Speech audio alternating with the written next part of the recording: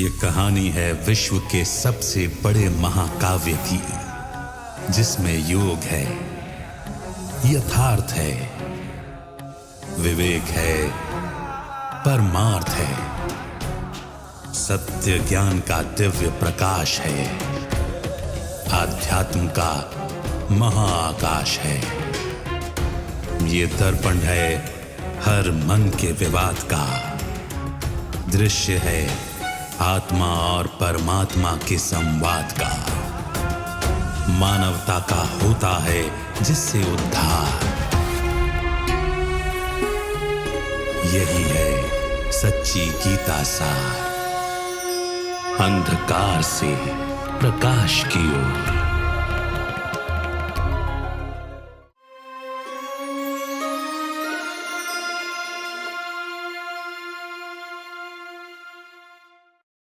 नमस्कार। अंधकार से प्रकाश की ओर सच्ची गीता सार इस कार्यक्रम के इस कड़ी में आप सभी का स्वागत है। हमारा प्रयास बहुत ही सरल रहा है कि हम आप सबको गीता से जुड़े हुए कुछ तथ्यों से उसके सत्य ज्ञान से अवगत कराएं। जब हम चीज़ों के विस्तार में चले जाते हैं तो बहुत बार उसका सार भी गुम सा हो जाता है। ऐसे में इस सत्य सार को समझना बहुत आवश्यक है, क्योंकि ये सत्य ही है जो हमें शक्तिशाली बना सकता है। इसका सार ही है जो हमें सत्यता से परिचित करा सकता है। आइए आज की कड़ी में भी कुछ विषयों पर चर्चा करते हैं। आज हमारे साथ स्टूडियो में ब्रह्मा कुमार ब्रजमोहन भाई हैं। भाई साहब, आपका स्वागत है। ओम शांति। गीता में बहुत ही स्पष्ट शब्दों से ये बात कही गई है कि मैं तुम्हें पापों से मुक्त करता हूं। पूरे श्लोक में तो ये कहा जाता है कि तुम सर्वधर्मों का त्याग करो, सर्वधर्मान परित्यज्य कहा जाता है, और मेरी शरण में आओ, ये बात कही जाती है। ऐसे में गीता में आत्माओं के बारे में, परमात्मा के बारे में ये बात तो बताई जाती है। और जब मेरी शरण में आओ और धर्मों को त्याग करो, ये बात कहा जाता है, इसका भावार्थ क्या है? जब हम कहते हैं सर्व धर्मों को त्याग करो, तो अर्थात हम इतने अलग हो गए हैं, इतने सेपरेटेड हो गए हैं कि हम भिन्न भिन्न कारणों से एक दूसरे से अपने आप को अलग महसूस करते हैं। आज तो आप देखेंगे एक पड़ोसी भी दूसरे पड़ोसी को दूसरा और न्यारा कहता है, उसको अपना नहीं कहता। अपने परिवार में भी आ जाएं तो आप देखेंगे कि 4 व्यक्ति होंगे तो 4 मतें होंगी, वो अपनी अपने ढंग से अपनी अपनी ढपली बजाएंगे तथा कहें। अब उसको भगवान दूर करता है, क्योंकि सब अंदर से समझते हैं एक परमात्मा है, एक सत्य है, एक दुनिया है, और हम सब आपस में इंटरकनेक्टेड हैं। लेकिन सब कुछ कहते हुए आज की दुनिया में हम देखते भी हैं हम कितने इंटरडिपेंडेंट हैं, लेकिन फिर भी मैं और तू करके हम लोग अलग हो गए। एक ही रचना, एक गॉड फैमिली होने के बावजूद भी हम क्या कुछ कर रहे हैं। तो अब इसलिए भगवान कहते हैं कि मैं किस लिए आता हूँ, कि एकता से जो अनेकता हो गई है, क्योंकि एकता में प्रेम रहता है। ऐसे नहीं कि 2 अस्तित्व एक ही हो गए, अस्तित्व 2 हैं, लेकिन उनको जोड़ने वाला जो प्रेम का सूत्र है, जो अपनेपन का सूत्र है, वो गायब हो गया। जो हम संबंध था, आज हम उसको बंधन कहने लग गए हैं।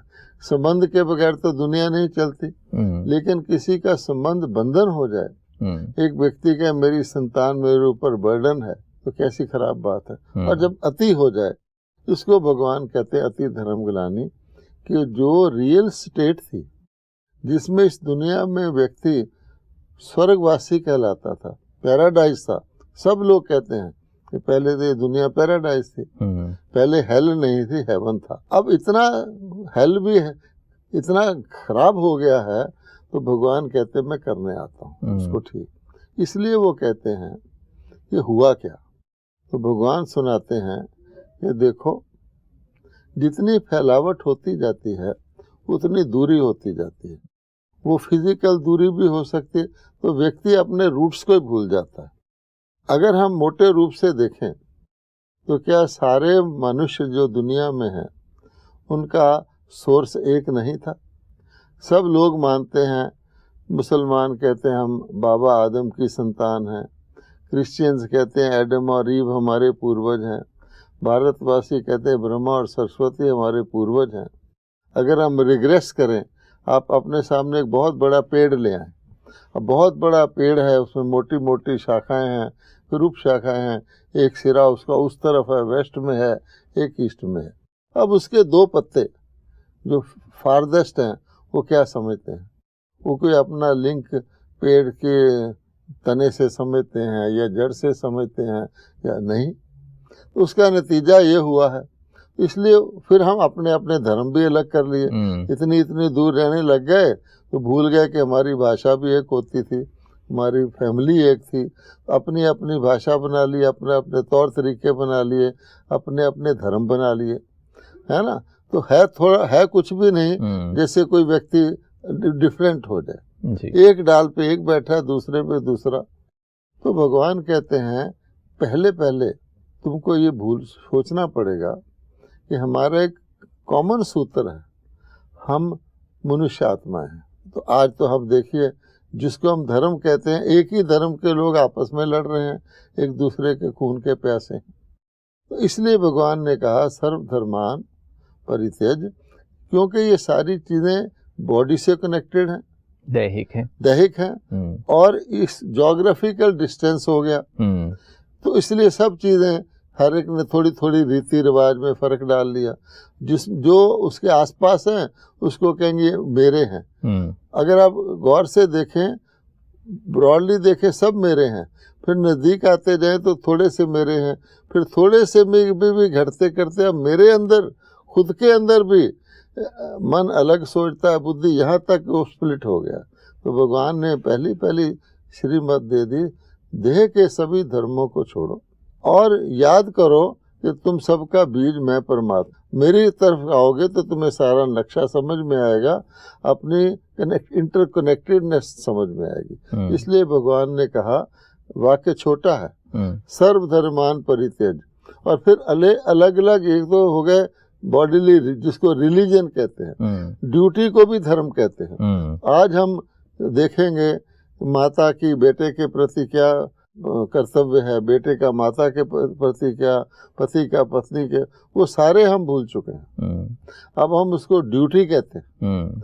कहाँ धर्म, कहाँ ड्यूटी, तो कितना फर्क हो जाता है। ड्यूटी तो खैर बहुत बार लोग इसे रिस्पॉन्सिबिलिटी समझते हैं कि हाँ ये बस जिम्मेदारी इसको करना ही है, मतलब मजबूरी है। मजबूरी है। और धर्म तो खुशी की चीज है। और हर एक के साथ हमने पहले धर्म लगा, धर्म गुरु, धर्म पति, धर्म पत्नी, किसी के संतान ना हो तो धर्म का बेटा, तो वो धर्म तो गायब हो गया। इसलिए भगवान के धर्म को पुनः स्थापन करने के लिए कहता है कि वो जो आत्मिक धर्म है, जो आध्यात्मिक धर्म है, जो मेरे द्वारा बताया हुआ है, उसको जानने के लिए पहले तो तुम अपने देह और देह के धर्मों को भूलो। इसी श्लोक में अगली बात जो कही जाती है वो है कि मैं तुम्हें पापों से मुक्त करता हूँ। और जैसे आपने अभी बताया कि ये देह के धर्म हैं और इन देह के धर्मों को छोड़ना है, और आत्मिक दृष्टि की बात हो रही है, आत्मा की बात हो रही है, तो मैं तुम्हें सभी पापों से मुक्त करता हूँ। तो यह प्रश्न उठता है कि पाप आत्मा करती है।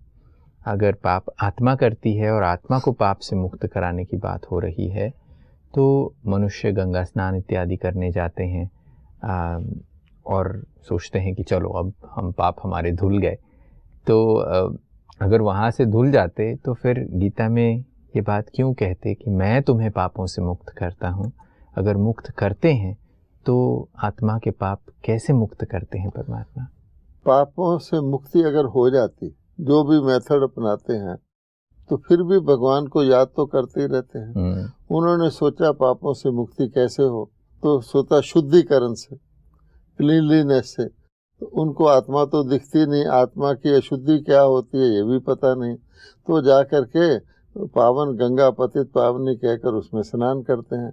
तो टेम्परेरीली, जैसे किसी की भावना होती है तो विधिवत प्रॉपर समय पर ऐसे मुहूर्त पर जाते हैं, स्नान करते हैं। तो टेम्परेरीली, क्योंकि वो सोचते हैं मैं इस करण से जा रहा हूँ, तो कहा जाता है जाकी रही भावना जैसी, भगवान पूरी कर देता है। लेकिन फिर वो समझते हैं कि पाप तो छूटे नहीं और दुख भी हो रहा है, क्योंकि पापों से मुक्ति का प्रूफ है दुख ना हो, तो दुख तो हो रहा है। हर चीज के पीछे जरा सी गलती हो जाए तो गलतियां होती रहती है। माना मनुष्यों ने ये कि आत्मा परमात्मा का अंश है, परमात्मा सदा पावन है तो आत्मा भी सदा पावन होगी, तो उन्होंने ये थ्योरी निकाली अपनी कि आत्मा निर्लेप है, आत्मा कोई लेप विक्षेप नहीं लगता, अर्थात पाप से आत्मा मुक्त है। बचा शरीर, तो फिर पाप कौन करता है? शरीर करता है। तो उन्होंने जाके शरीर को स्नान कराना शुरू किया कि पतित पावनी गंगा है, सबकी उसमें भावना है, तो ये समझने लगे छूटे तो नहीं पाप, क्योंकि दुख नहीं छूटा। तो भगवान बताते हैं कि ये जो जिसको हम पाप कहते हैं, मान लो क्रोध है, लोभ है, मोह है, अहंकार है, या सबसे बड़ा काम विकार है, ये आत्मा में है। तो आत्मा की शुद्धि के लिए तो आत्मिक ज्ञान अमृत चाहिए। एक बात तो ये हो गई। अब शुरू कैसे हुआ? जब कोई व्यक्ति किसी चीज को अपनी समझता है तो अपने व्यक्ति के साथ आदमी धोखा करेगा नहीं, अपने व्यक्ति के अपनी चीज के साथ आदमी गुस्सा करेगा या प्यार करेगा? प्यार करेगा। अपनी चीज को व्यक्ति शोषण करेगा या अपनी चीज को किसी भी प्रकार से दुख पहुंचाने की कोशिश करेगा? नहीं। तो जो लोभ है, अपनों को ही लूटना, क्योंकि दूसरे समझ के लूट रहे हैं, तो हर यानी अपनापन चला गया, एक कॉमन रूट चली गई, इसको कहते हैं पाप। पाप मीन्स अनराइटियस एक्शन, क्योंकि लोग पाप का और भी अर्थ ले लेते हैं। नहीं, अनराइटियस एक्शन जो मुझे ही दुख देता है। अगर मैं क्रोध करूंगा तो मेरे को तो सबसे पहले दुख होगा। बिल्कुल। अगर मैं मोह करूंगा तो राजा दशरथ की तरह मेरा हाल होगा। मैं खाम खा में अपने आप को, अपनी आजादी खोकर, जैसे कहते जिन की जान तोते में, तोते को मरोड़ो तो जिनको दर्द होता है, ये मोह है। अभिमान को तो आप जानते हैं। इसलिए अनराइटियस एक्शन क्यों शुरू हुआ? क्योंकि हम दूसरे को दूसरा गिनने लग गए। धीरे धीरे अपने अंदर भी द्वंद्व हो गया, तो हम अपने को भी दुखी करने लगे। मन एक तरफ जा रहा है, बुद्धि। तो भगवान ने इसलिए कहा कि पहले तो अपने कॉमनैलिटी को समझो, और सबसे स्टार्टिंग फैक्टर है एक परमात्मा है, उसकी हम संतान है। उस हिसाब से भगवान ने कहा मैं तुम्हें सब पापों से मुक्त कर दूंगा, क्योंकि अगर तुम देह और देह के धर्मों को छोड़ दोगे तो तुमको फिर आत्मा का पता लगेगा। और आत्मा के अंदर भी ये क्यों आए, भाई भाई का शोषण कर रहा है, क्यों कर रहा है? या जिस चीज को उसको पता है कि शरीर नश्वर है, फिर भी वो मोह किए जा रहा है।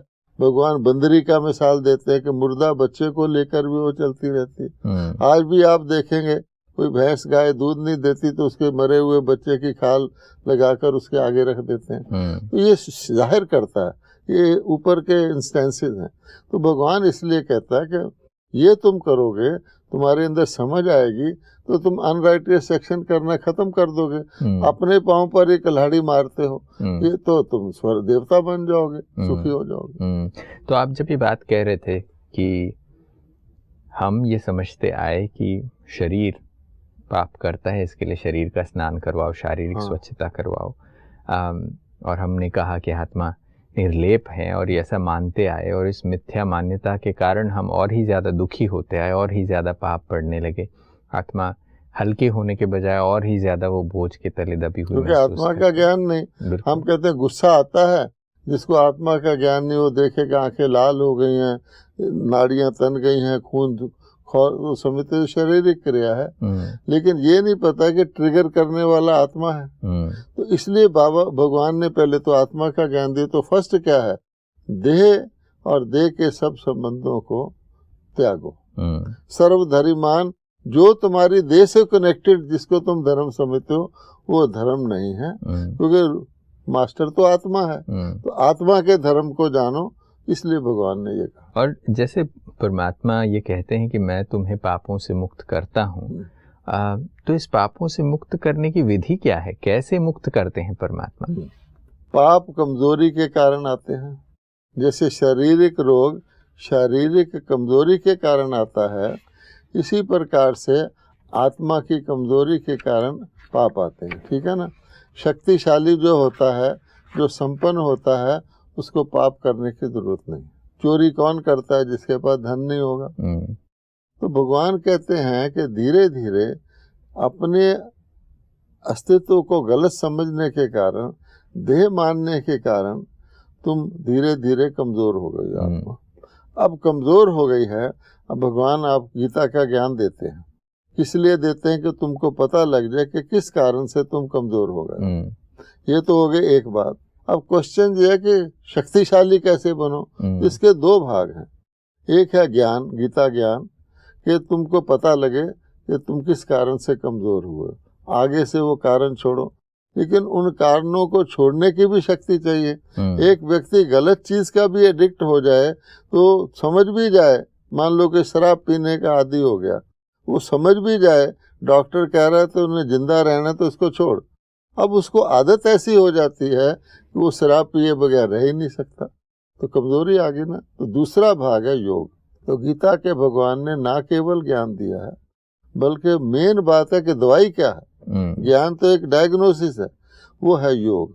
तो योग का अर्थ लोग आज नहीं समझते।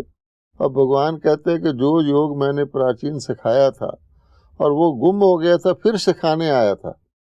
चौथे अध्याय में क्या लिखा है कि वो जो पुरातन योग था वो प्रायलुप्त हो गया है, वो फिर सिखाने आया हूँ। तो वो भी लोग उसको समझ नहीं रहे। जो उन्होंने सिखा दिया, जिसने सीख लिया उसने सीख लिया। तो उसके लिए भगवान कहते हैं कि जो आपने कहा कमजोरी कैसे दूर हो, पाप कैसे भस्म हो। अच्छा, आप आगे के लिए तो आपके हाथ में है, लेकिन जो हो चुका, मान लिया आपने पीछे से कुछ उधार आपके ऊपर चढ़ गया है, पाप का बोझ, वो कैसे खत्म होगा? आगे का तो चलो ज्ञान मिल गया, उसमें भी मार्जिन है, कमजोरी आएगी तो फिर जानते हो भी गलती होती रहेगी। उसका नाम है योग। योग कोई बहुत बड़ी चीज नहीं है, लोगों ने उसको योग कह दिया। योग का मतलब होता है जोड़ना। योग मैंने बिछड़ना, योग मैंने जोड़ना। तो क्या जोड़ना? तो परमात्मा के साथ हम क्या जोड़ सकते हैं? पहले तो हम अपने आप को आत्मा माने, फिर आत्मा के अंदर जो मन रूपी संकल्प शक्ति है, जो बुद्धि रूपी शक्ति है, उन दोनों को मानसिक तौर पे, जैसे हम दुनिया के काम में मन बुद्धि को यूज करते हैं, उनको परमात्मा के साथ कनेक्ट करना है। अब कनेक्ट कोई मैकेनिकल प्रोसेस नहीं है। कनेक्ट करने का तरीका होता है स्नेह। अब देखेंगे दुनिया में हमारा मन कहाँ लगा हुआ, जहाँ हमारा स्नेह है, उससे बेटर चीज मिल जाएगी तो मन वहां चले जाएगा, है ना। बच्चे का जो है माँ से स्नेह होता है, जब दोस्त मिल जाते हैं तो दोस्तों में चले जाता है, जब शादी हो जाती है तो दोस्तों को भी छोड़ देता है। तो हमारा स्नेह बदलता रहता है ना। तो वो स्नेह समझकर परमात्मा के साथ स्नेह युक्त मानसिक याद, उसको भगवान कहता है योग। गीता में इसको मन मना भाव कहा गया कि मन को मेरे में लगाओ। तो जब मन का तार जिसमें लगेगा, दुनिया में भी आप देखें, आपका मन जिससे साथ कनेक्टेड होगा वैसे ही फीलिंग आएगी। किसी मित्र के साथ कनेक्टेड है तो आपकी खुशी की बातें आएंगी। कोई आपको तंग कर रहा है, मन लगा लीजिए तो आप बैठे बैठे उदास हो जाएंगे। तो वो भगवान के साथ लगाना है, उस सर्वशक्तिवान है, उससे शक्ति मिलती। जब आपने ये बात कही कि परमात्मा कहते हैं कि मन मनाभव, मेरे में मन को लगाओ और उससे पाप नष्ट होते हैं, इस योग से पाप नष्ट होते हैं, आत्मा इन पापों से मुक्त होती है, तो क्या परमात्मा को जाने बगैर उसमें मन लगाया जा सकता है?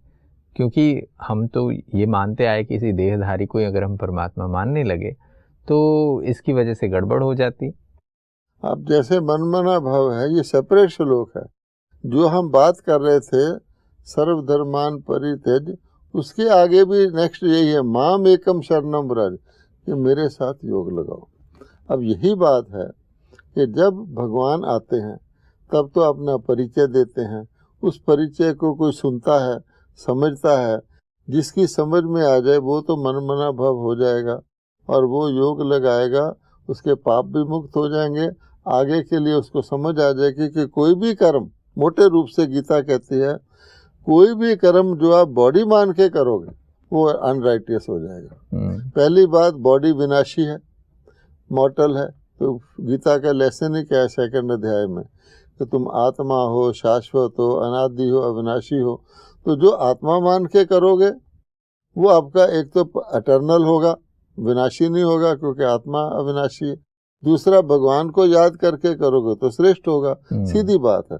तो मोटे रूप से ये पाप जिसको हम कहते हैं, इसका मूल ही है कि जो कर्म हम बॉडी कॉन्शियस होके करते हैं वो सारे पाप बन जाते हैं, और हम शुरू में बॉडी कॉन्शियस नहीं थे। गीता में कहा हुआ है कि काम की उत्पत्ति रजोगुण से होती है, यानी मिडल में आकर के द्वापर से होती है, साफ साफ है। लेकिन भगवान ही उसको आके बताते हैं, क्योंकि उनको ये भी नहीं पता, नहीं रजोगुण, सतोगुण, तमोगुण, वो कहते इकट्ठे ही हैं, तो इसलिए वो भी गड़बड़ हो जाती है। तो सार इसका आपने जो प्रश्न किया कि परमात्मा को जाने बगैर, क्योंकि साफ साफ गीता में लिखा हुआ है कि मैं जो हूँ, जितना हूँ, उसी रूप से अगर मुझे याद करोगे तब जो मैं कह रहा हूँ वो होगा। अगर उससे डिफरेंट याद करोगे, जैसे कहते हैं निशाना, अर्जुन की कहानी भी है कि बिल्कुल निशाना लगना चाहिए, तो वो परमात्मा को जाने, उनके गुण कर्तव्यों को जाने, अपने को जाने, अपना संबंध जाने। बिना संबंध के तो आप राष्ट्रपति से भी नहीं मिल सकते, तो काम होना चाहिए, तब आपका वो शक्ति मिलती है उससे। लेकिन आज की गीता को पढ़ लें तो गीता में अनेक रूप में भगवान दिखाया गया। कहीं कहा गया आत्मा ही परमात्मा है, कहीं कहा गया कि परमात्मा पशुओं में भी है, भगवान के अवतार ही बता दिए, कच्छ अवतार, मत्स्य अवतार। कहीं कह दिया कि वो सभी जगह है, कहीं वो कह रहा है मैं न्यारा हूँ, कहीं कह रहा है मैं परम धाम निवासी हूँ।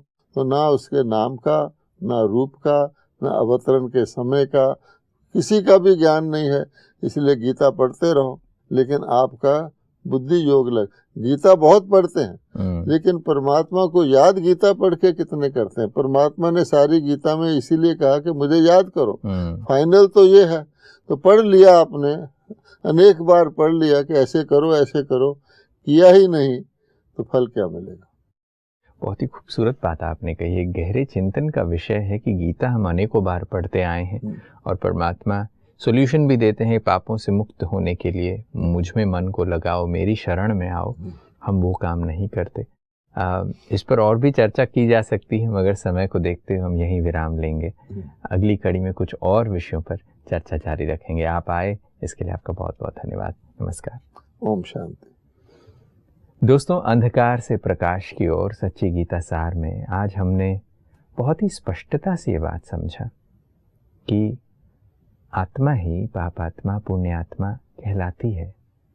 तो ऐसे में ये स्पष्ट है कि पाप आत्मा ही कर रही है। ऐसे में शरीर का स्नान करने से, शारीरिक स्वच्छता से क्या आत्मा के पाप धुल सकते हैं? क्या आत्मा की मैल साफ हो सकती है? और गीता में बहुत स्पष्टता से भगवान ये कहते हैं कि तुम मेरी शरण में आओ, तुम्हारे देह के सभी धर्मों का त्याग करो, तब मैं तुम्हें पापों से मुक्त कर दूंगा। और उस मुक्ति के लिए परमात्मा शिक्षा देते हैं कि तुम अपने मन को मेरे में लगाओ, मेरी शरण में आओ, मैं जो हूँ जैसा हूँ मुझे याद करो। और उस याद से पाप नष्ट होते हैं। सिर्फ गीता पढ़ने से पाप नष्ट नहीं होते, गीता में भगवान जो कहते हैं उसे करने की भी आवश्यकता है। आज की कड़ी में बस इतना ही। फिर कुछ और विषयों पर चर्चा आगे जारी रखेंगे। तब तक के लिए नमस्कार।